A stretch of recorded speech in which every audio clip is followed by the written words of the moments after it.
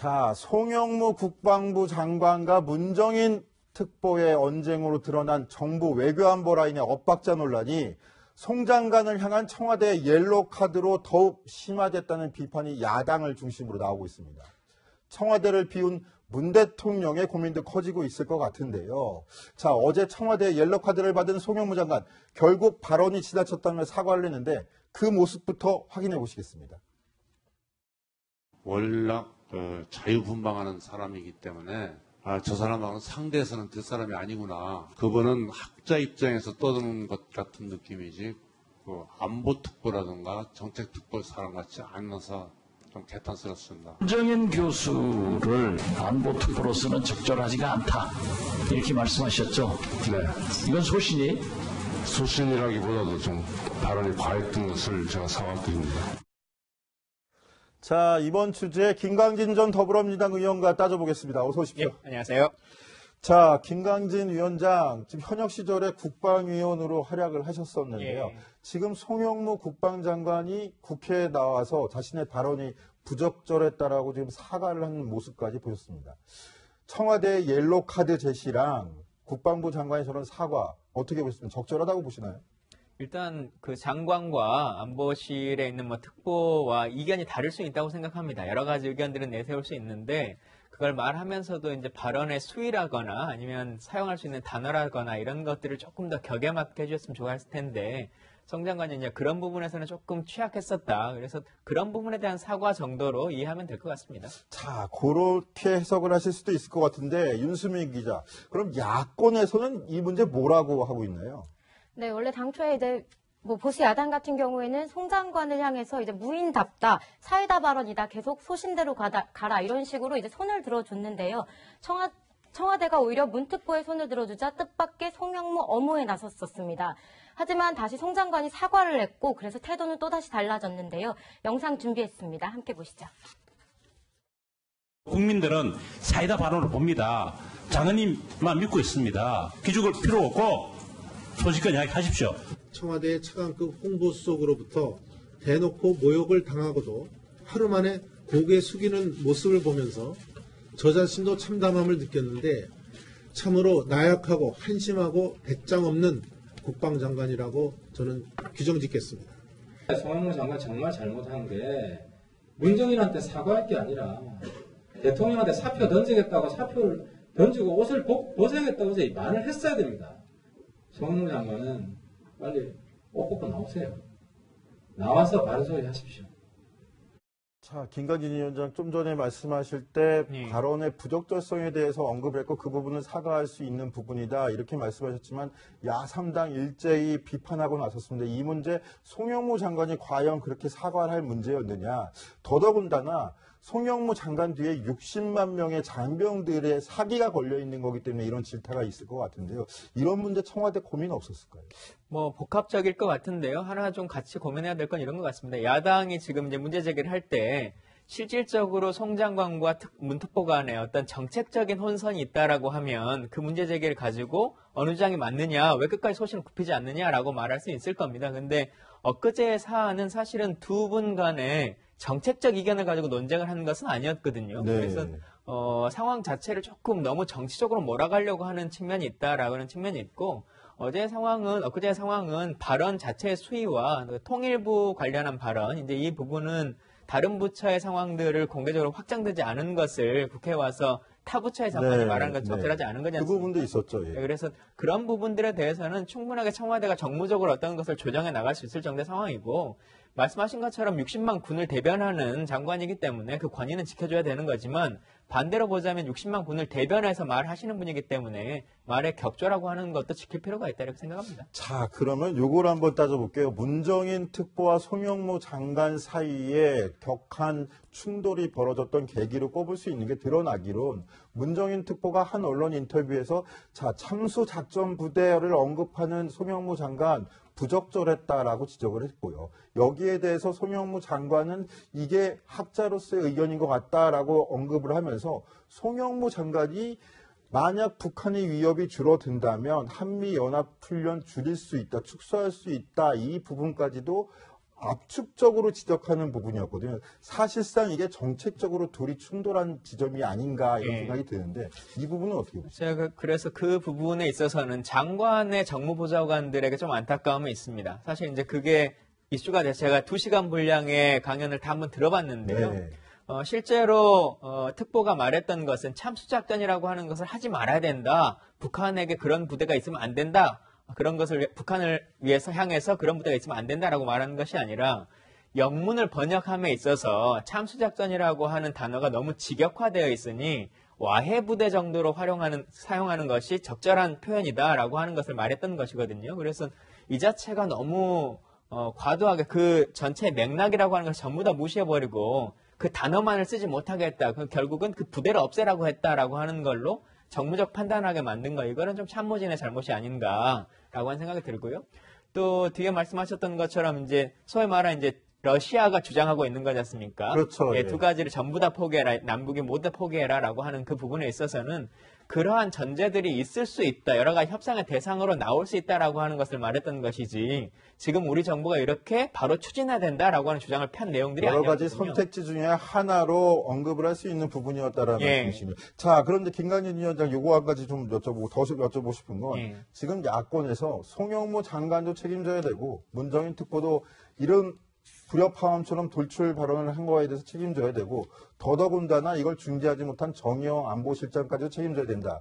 야당은 이렇게 비판을 할 수 있을 것 같은데 사실은 그럼 문재인 대통령 이렇게 불협화음 어떻게 좀 진정을 시키는 게 좋은 방법일까요? 그러니까 누차 말씀드린 것처럼 이게 정책적인 이견이 나서 도저히 한 테이블에서 회의가 불가능하다. 물론 회의석상에서도 이견들이 있을 수 있습니다. 그럼에도 불구하고 최종 어떤 결정권자에 있는 분들이 최종 합의에 이루지 못한다면 둘 중에 하나가 물러날 수 있는 여지가 있겠습니다만 지금의 상황은 그런 정책적인 차이나 철학적인 차이라고 보기엔 조금 어려운 측면들이 있기 때문에 이 자체는 뭐 청와대 조정으로 좀 정리가 된 사안이다 이렇게 넘기는 게 맞을 것 같습니다. 일단은 일단락 됐다라고 예. 봐야 되겠군요. 자, 그런데 노은지 기자 이거 한번 물어보고 싶어요. 문재인 대통령 지난번 국방부 업무 보고 때도 그런데 약간 군 수뇌부에 대한 좀 불만이 있는 게 아니냐 생각되는 대목이 있었어요. 그 부분은 어떤 부분인지 좀 짚어주시죠. 네, 지금 이제 문재인 대통령이 지난달에 국방부 업무보고에서 했단 말인데요. 북한의 비대칭 전력이 고도화된 만큼 우리도 대응을 해야 되는데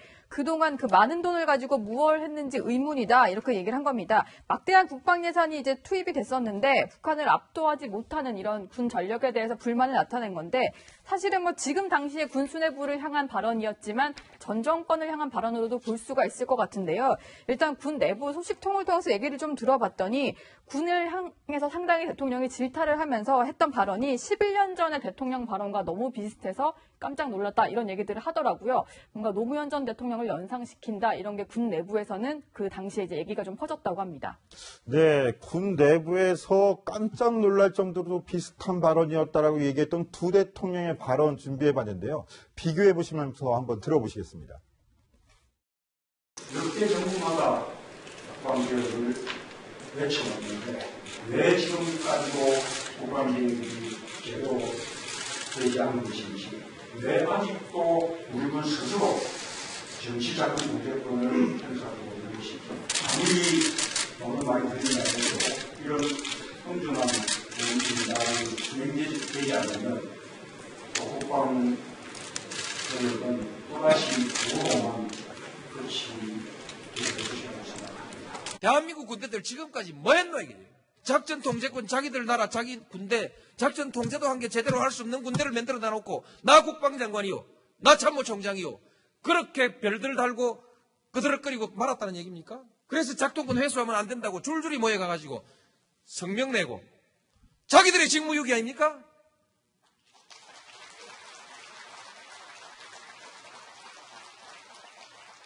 부끄러운 줄 알아야지.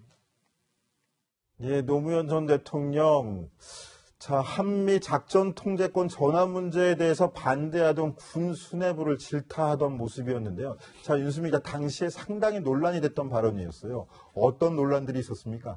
네, 먼저 당시에 무슨 별 달고 거들먹거린다 이런 말도 있었고요. 북한보다 10배 넘는 국방비를 쓰면서 어떻게 이렇게 제대로 하지 못하냐, 직무유기다. 그래서 이제 예비역 장성 모임인 성우회에서 극단으로 이제 반발을 했습니다. 그래서 평생을 국방을 위해 안보를 위해 우리가 이렇게 헌신했는데 대통령이 어떻게 이렇게 무시를 할 수 있느냐. 우리에 대해 이제 뭐 약간 무시하는 발언이다, 비하하는 발언이다 이런 식으로 해서 이제 예비역 장성 모임 전체가 이제 반발을 하면서 들고 일어난 일도 있었고요. 일부 상당수의 국민들도 이제 안보 불안을 야기한다 이렇게 주장을 하면서 논란이 되기도 했습니다. 자, 김강진 위원장께 한번 여쭤보고 싶어요. 두 대통령 발언 지금 들어봤는데 상당히 비슷합니다. 접점도 상당히 있는데 저게 왜 저렇게 두 분이 생각이 같다고 그렇게 봐야 될까요?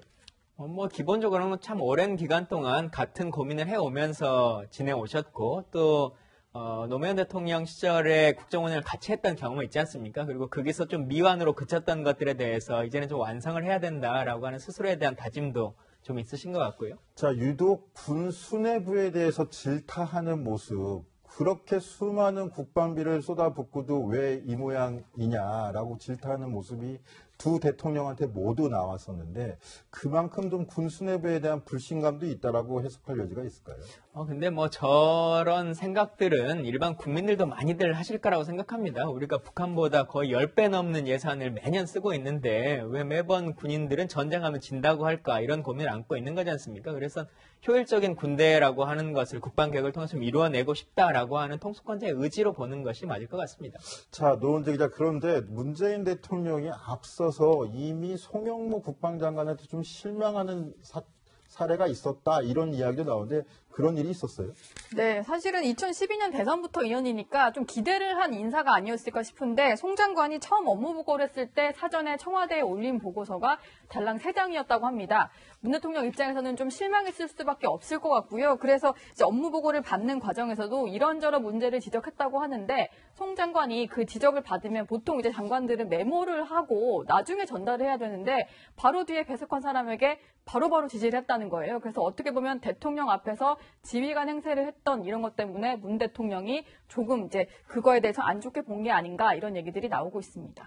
네, 국내에서 벌어진 이런 외교 안보 라인의 불협화음에도 무릅쓰고 지금 유엔 데뷔전에 나선 문재인 대통령 어떤 모습일까요? 어제 뉴욕 동포들의 격한 환영을 받은 문재인 대통령, 오늘은 세계 시민상을 수상했다는데요. 그 모습 함께 보시죠.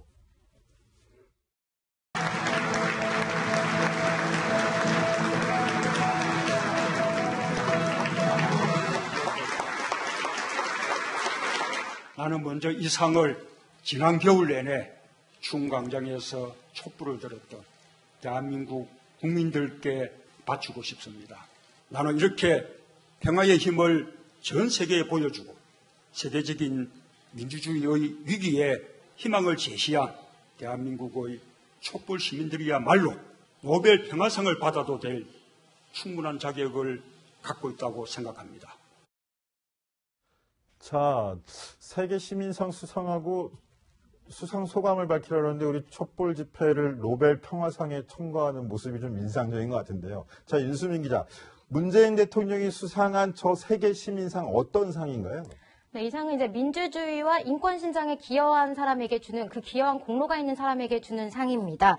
이날은 이제 문 대통령 이외에도 트리도 캐나다 총리와 중국 피아니스트 랑랑도 함께 상을 받았는데요. 이제 앞서 보셨듯이 문 대통령이 이제 촛불 혁명으로 민주주의를 우리나라에서 이룩했고 그 공로로 자기가 상을 받았다면서 겸손한 모습을 보였습니다.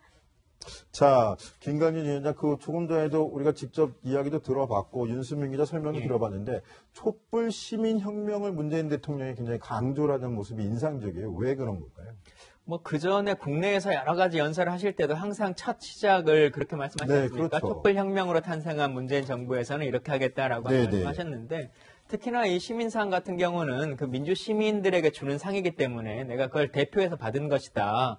라고 하는 말을 좀 남기고 싶으셨던 것 같고요. 또 그 공로를 좀 돌리고 싶은 그 마음이 있었던 것 같고 수상을 하시면서 나왔던 지금 뭐 화면에 나오는 것 같은 그 저 동영상 하는 모습을 통해서 본인도 그렇지만 지난 겨울 동안 함께 했었던 많은 국민들에게 감사의 마음을 전하는 그 영상을 전 세계 사람들에게 좀 보이는 그런 모습이었습니다.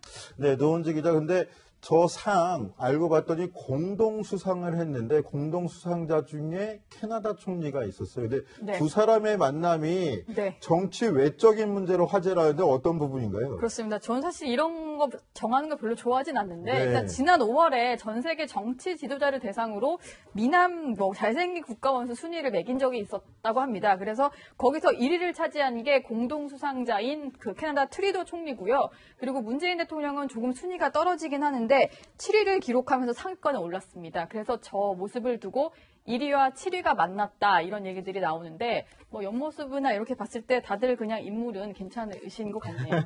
자, 근데 저 투표는 누가 한 거예요? 일단은 이게 어떤 사이트가 한 건데 그 웹사이트 아티스트 헤드 오브 스테이트라고 해서 저는 사실 모르는 사이트인데요. 좀 나름의 어떤 뭐 유명 웹사이트라고 합니다. 여기에서 전 세계 그 국가 원수 정치 지도자들을 상대로 외모 순위를 매긴 거죠. 자, 윤수민 기자, 어찌됐건 화제가 되고 있는 세계 시민상 수상인데 이게 또 주요 포털 사이트에서 상위권을 점유하는데 그 배경에 문재인 대통령의 지지자들이 또 혁혁한 공을 세웠다 이 얘기가 있거든요. 확인해 봤습니까? 네, 맞습니다. 실제로 이제 문재인 대통령의 지지자들은 이 좋은 소식을 더 많이 알리자, 더 많은 사람들이 알았으면 좋겠다. 이렇게 해서 각종 포털 사이트에서 이제 문 대통령의 이름과 이 세계 시민상을 계속해서 검색을 하고 있는데요. 이렇게 검색을 하게 되면 이제 상위에, 포털 사이트 상위에 이 소식이 알려지게 되고, 그렇게 되면 이제 문 대통령의 이런 공로, 이런 기여도를 조금 더 이제 많은 사람들이 알 수 있다. 이런 의도라고 생각이 됩니다. 자, 우리가 바로 이 소식 짚어보는 이유 또 한 가지는 반대의 측면도 있기 때문인데요. 자, 노은지 기자. 반대로 문재인 대통령에 대해서 비판적인 기사를 아예 없애버리게 하는 운동도 있다라고 하던데 그건 좀 확인해 봤나요? 네, 일단 포털 사이트 자체에 그런 기사가 올라왔을 때 추천이라는 것도 있지만 비추천, 뭐 싫어요 이런 걸 누를 수가 있잖아요. 그래서 그런 걸 누르면서 이게 쌓이면은 기사가 좀 내려간다고 해요. 그래서 그런 식의 움직임인데 이런 열혈 지지자들이 좀 자신들을 어떻게 칭하냐면 일명 문꿀 오소리라고 한다고 합니다. 문재인 대통령의 비판글마다 비공감, 비추천을 누르는 건데요. 문꿀 오소리가 어디서 온 얘기냐면 벌꿀 오소리라는 동물이 있는데 이게 족제비과의 포유류고 독사를 잡아먹을 정도로 이제 뭔가 상당히 그냥 좀 겁없이 독사를 잡아먹는 약간 좀 맹수과라고 합니다. 그래서 벌꿀 오소리에 빗대서 우리는 문꿀 오소리다. 뭔가 마음에 안 드는 그리고 잘못된 우리들이 봤을 때 잘못되고 비판적인 기사가 나오면 다 잡아먹어 버리겠다. 이런 의미로 이런 별명을 붙였다고 합니다. 자, 김관진 위원장, 그 문재인 대통령 지지자들 하면 지난 대선 때부터 유독 화제가 됐었어요. 워낙에 팬덤이 강해서인지 문자 폭탄도 너무 심하다. 그리고 댓글도 너무 비판 수위가 높다, 뭐 이런 이야기들이 나왔는데 이 실체가 있다고 보시는지 또 이걸 야당 쪽에서는 상대 쪽에서는 댓글 공작이라고 비판하는데요. 이 부분에 대해서 한번 의견을 한번 내보시죠. 근데 정치라고 하는 것이 혼자 하는 게 아니라 얼마나 많은 지지자를 확보하면서 같이 가는 것이냐라고 하는 거지 않습니까? 그래서 정치인에게 소위 말하는 팬덤이나 지지자가 있다라고 하는 것은 칭찬받아야 될 일이라고 생각합니다. 그리고 그것이 댓글 공작이나 여론 조작이라고 하는 행태로 불리려면 어떠한 권력을 이용해서 그러한 일들을 펼친다거나 아니면 뭐 금전적인 것을 풀어 사람을 동원해서 한다거나 하면은 그게 문제가 되겠습니다만 여론을 바꿔나가면 조작이 되겠습니다만 자신의 지지자를 위해서 자신이 아무런 대가 없이 그런 활동을 한다라고 하는 것은 지금 상황에서 아무런 문제될 수 있는 것은 아니라고 생각합니다. 자, 댓글이 없다. 그 말씀 어떻게 들어보면 문재인 대통령이 지난 대선 기간 동안에 양념 아니겠느냐 이렇게 발언한 것하고도 좀 괴를 같이 하는 거 아니냐 생각도 듭니다. 그거랑은 좀 전혀 다른 측면입니다. 아, 그렇습니까? 네. 자, 어찌됐건 간에 이 문제 뭐 이렇게 접어보도록 하고요. 윤수민 기자. 근데 문재인 대통령 얘기가 나왔으니까 짚어보는데 IOC 위원장도 만났어요. IOC 위원장 만나가지고 평화 결의안을 채택해달라 이렇게 요청을 했다는데 어떤 평화 결의안? 휴전 결의안이죠? 어떤 휴전 결의안입니까? 네, 평창 동계올림픽이 내년에 열리는데요. 이 이제 개막 7일 전부터 그리고 폐막 7일 후까지 모든 세계에서 잠시 휴전 상태로 있을 수 있는 전쟁을 하지 않을 수 있는 휴전 결의안을 채택해달라 이런 식으로 제안을 했습니다. 이미 요청이 들어간 상태고요. 이제 IOC와 UN 측에서는 상당히 긍정적으로 검토를 하고 있다고 합니다. 뭐 물론 이게 처음은 아니고요. 2014년 소치 동계올림픽 때도 이제 올림픽 정신을 기리기 위해서 이 휴전 결의를 채택하고 전쟁 없이 모두가 세계 축제인 올림픽을 즐길 수 있도록 가자 이렇게 된 적이 있었습니다. 자, 문재인 대통령을 둘러싸고 국내에서 벌어진 외교 안보 라인 간의 불협화음, 또 바깥에서 유엔 무대에서 활약하는 모습까지 짚어봤는데요. 늘 저희가 강조하는 거 있습니다. 안보에는 여야가 따로 있어서는 안 되고 또 두 목소리도 있어서는 안 될 것 같습니다.